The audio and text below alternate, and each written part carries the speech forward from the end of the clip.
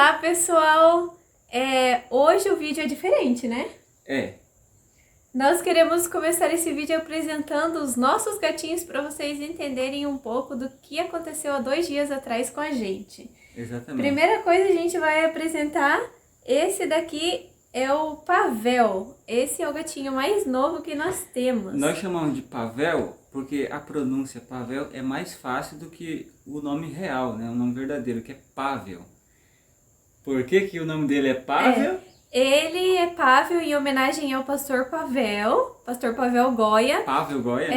Nós lemos o livro dele esse ano, que se chama Um Milagre Após o Outro, que, enfim, é a história da vivência dele com Deus. E também, ele não faz parte da história, mas ele faz parte da nossa família. Quem é o outro gato?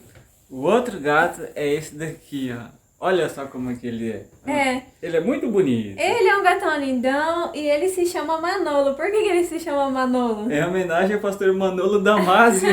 A gente ama muito as pregações do pastor Manolo Damásio e a gente decidiu colocar o nome do nosso gato de Manolo. Especialmente agora que o pastor Manolo Damásio usa barba, aquela barbona cheiona, pretona, assim. Aí a gente olha pra ele e lembra certinho. O pastor é o Manolo. Mas a história não aconteceu com o Manolo, é só pra apresentar ele, né? Ele só faz parte da nossa família também. O que aconteceu, a história... O Pavel tá um pouco inquieto, porque gatinho novinho é assim, né? Nós adotamos o Pavel há alguns meses atrás. Nós adotamos, na verdade, o Manolo também.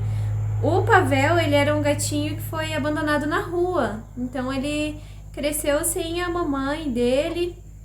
E ele também, se fosse pra elencar entre os irmãozinhos que foram abandonados, ele era o gatinho feio, era o mais mirradinho de todos. Por ele ter ficado né? sem a mãe dele, então atrasou o crescimento dele. Atrasou o crescimento dele. Mas ele tá aqui com a gente. Então, o que acontece? Geralmente, o Manolo sempre gostou, ele é um gato caçador, né? Então ele nunca foi de ficar dormindo dentro de casa nas noites, né? Se a gente tranca as portas e deixa a janela aberta, ele pula a janela pra ir caçar de noite. Ele vai pular a janela pra caçar de noite. E o Pavel, ele começou numa fase de fazer as sujeirinhas dele aqui dentro de casa, né? Cocô e xixi. Então pra ele não fazer essas sujeirinhas, eu sugeri que ele dormisse pra fora também, junto com o Manolo. Então ele dormiu algumas vezes pra fora de casa. E tudo ficou bem. Então, às vezes ele acabava dormindo aqui dentro, às vezes ele não fazia nenhuma sujeirinha, mas nesses últimos dias ele fez. E eu tomei a decisão de colocar ele pra dormir lá pra fora, né? Então aconteceu que na noite de sábado pra domingo, o nosso gatinho Pavel dormiu pra fora de casa. Como sempre, quando a gente acorda de manhã cedo e abre a porta, os dois já estão esperando para abrir a porta para entrar para dentro. É verdade. Às vezes o próprio Manolo mesmo me ia pedindo para abrir a porta. E no domingo de manhã entrou apenas o Manolo, miando. E o Pavel? E o Pavel não acompanhou o Manolo. Eu andei pelo quintal, pelo terreiro afora, chamando ele, chamando, e nenhuma resposta, ele não apareceu. Então, fiquei pensando que algum bicho teria comido ele. Eu fui em busca do nosso gatinho e encontrei ele bem próximo de casa, debaixo de um pé de manga, deitado. Como eu sou desesperada, né, eu não consegui ir lá ver o gato, porque eu achei que ele já estava morto e alguma coisa terrível tinha acontecido com ele. Então, você foi buscar, né? Eu fui pegar ele. E o Pavel estava se convulsionando, bem fraquinho, todo molengo, não conseguia mexer, respirando com dificuldade, e ele estava morrendo. Porque nós já tivemos um gato que morreu e ele teve os mesmos efeitos, as mesmas coisas que o Pavel estava passando. E aí você pode até deixar uma imagem aí depois, como que fica a pupila do gato, né? Quando ele tá envenenado ou quando ele tá pra morrer, a pupila dele, ela fica super dilatada, os olhos ficam de forma bem estranha. Então nós oramos ao Senhor. Eu fiquei triste porque eu não queria... Desesperada também. Fiquei desesperada, eu fiquei triste, eu não queria que o nosso gatinho morresse. Então eu pedi a Deus que, se fosse da vontade dele, o nosso gatinho... Porque Deus dá atenção aos detalhes da vida da gente e as coisas que a gente gosta também, né? Então, Nesse momento, nós procuramos também ver se tinha alguma picada de algum animal nele, né? Algum peçonhento, cobra, escorpião e tal. Mas parecia que não tinha porque ele não tinha nenhum inchaço. Mas como ele não tinha nenhum inchaço, nós não conseguimos perceber nenhuma picada de nenhum bicho nele. Pensamos que ele tivesse comido algum bicho venenoso. E enquanto ele estava no seu colo, ele chegou até a vomitar, né? É. Então a gente pensou que ele tinha comido alguma coisa. Enfim, orei a Deus e me lembrei do carvão vegetal, né?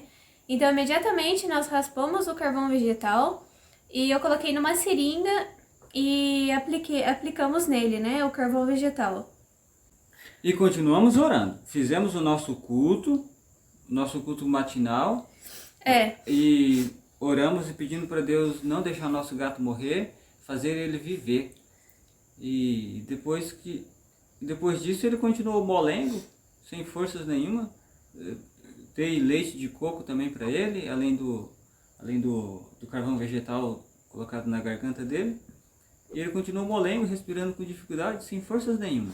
Colocamos 2 vezes o carvão em seguida, quase em seguida, né? Alguns minutos. Alguns minutos depois, depois outra dose de uma seringa pequena, completa. Aí, como eu estava sem camiseta, eu coloquei ele na minha barriga para ele pegar o meu calor, né? Ele estava com muito frio. Passou a noite pro lado de E fora. geralmente os gatos, eles morrem de pneumonia muito fácil, né? Eles são bem propensos a esse tipo de resfriado e tudo mais. Resolvi esquentá-lo, sem saber que isso poderia... Apenas na esperança de que isso pudesse ajudar algum pouco, né?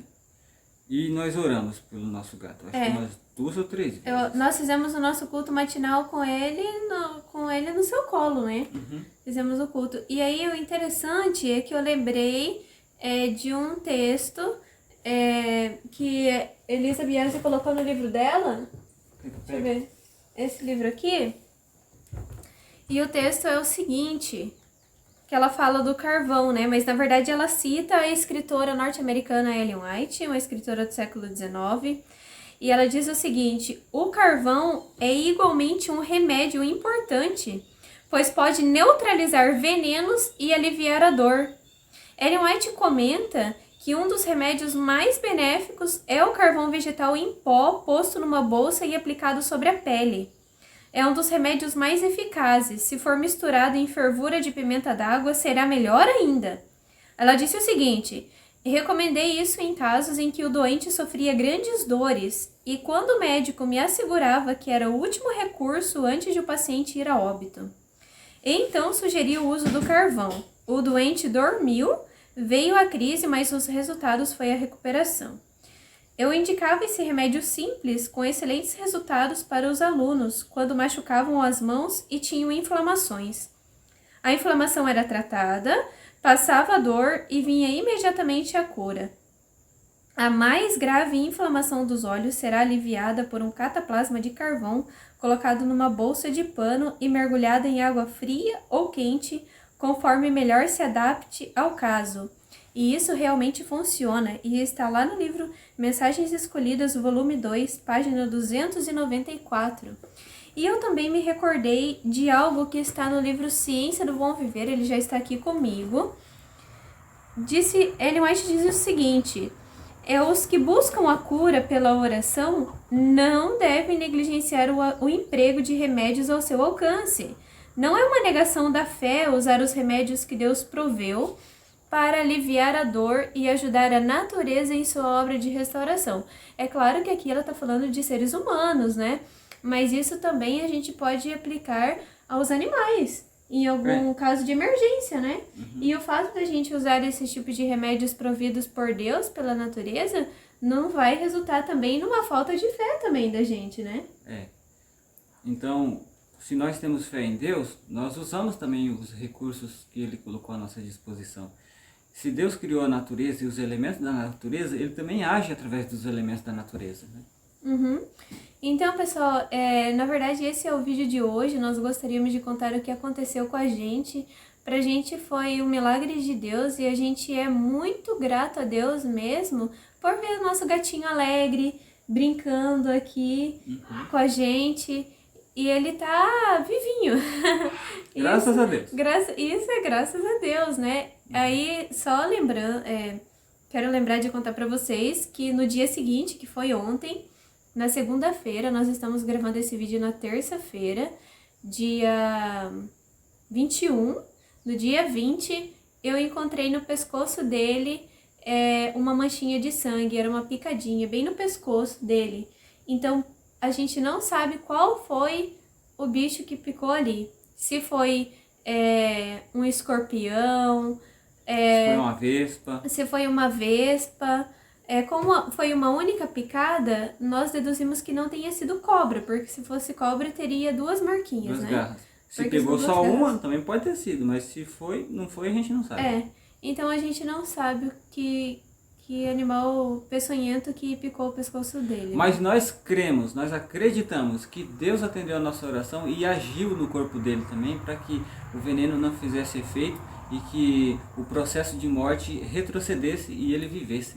É verdade. E se você é novo aqui no canal, está assistindo esse vídeo pela primeira vez, se inscreva, curta o vídeo, compartilhe para que outras pessoas possam receber esse testemunho da cura do nosso gato, Pavel. E ative o sininho também, porque a gente vai estar gravando mais vídeos. Eu ainda quero fazer um vídeo sobre milagres. Milagres que acontecem na nossa vida, que acontecem na vida de outras pessoas, como respostas. E nós lemos um livro, Respostas Incríveis à Oração, a história do Roger Morneau, e lemos um outro livro, Um Milagre Após o Outro, de onde a gente tirou o nome do autor Pavel Goy para dar ao nosso gato. Um milagre após o outro. Deus ainda faz milagres, e Deus faz milagres verdadeiros. Existem muitos milagres que nunca foram contados e não são contados. E você vai saber por que existem muitos milagres que não são conhecidos, não são contados.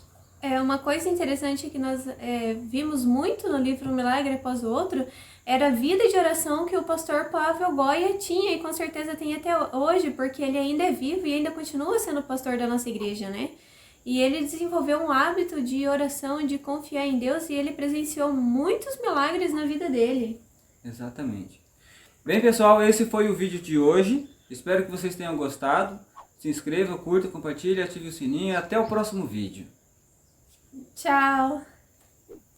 Mostra o Manolo assim na câmera. Esse é o Manolo. Ó, em homenagem a você, pastor Manolo.